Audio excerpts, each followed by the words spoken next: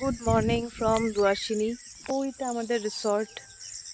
এই এই যে এইটার সামনে যে রাস্তাটা আরও গ্রামের ভিতর দিয়ে চলে যাচ্ছে, সেইখানে আমরা একটু ওয়াক করতে বেরিয়েছি।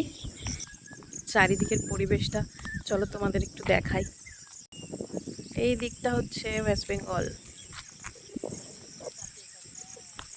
আর এই দিকের পাহাড়গুলো হচ্ছে ঝাড়খণ্ড। এর মাঝখানে এই রিসর্টটা হচ্ছে সুরচিনী, যেটাতে আমরা আছি। আমরা এখন সকালবেলা একটু ওয়াক করতে বেরিয়েছি পাহাড়ের মাঝখানে, যেখানে চারিদিকে কোনো জনপ্রাণী নেই। আছে লোকজন, ওইদিকে গ্রাম আছে, গ্রামের ওইদিকে সব এই ল্যান্ডগুলোতে চাষ করছে, হাল টানাচ্ছে গরু দিয়ে, সেগুলো দেখা যাচ্ছে।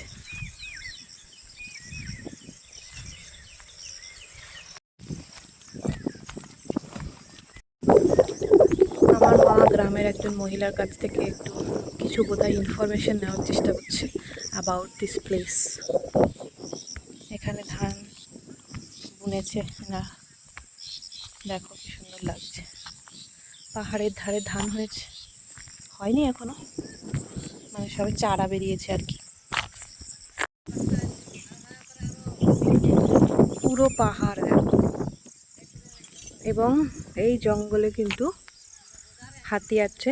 এটা হচ্ছে যেহেতু ঝাড়খণ্ড আর ওয়েস্ট বেঙ্গলের বর্ডার, এই ভদ্রমহিলা আমার মাকে ওটাই বোঝাচ্ছেন যে ওখান থেকে বড় বড় হাতি আসে নেমে, এবং আসার ফলে আমাদের এদিকে চলে আসে, এবং যেরকম হাতিদের রুট আছে সেই অনুযায়ী তারা যায় আর কি, গ্রাম ট্রামের উপর দিয়ে চলে যায়।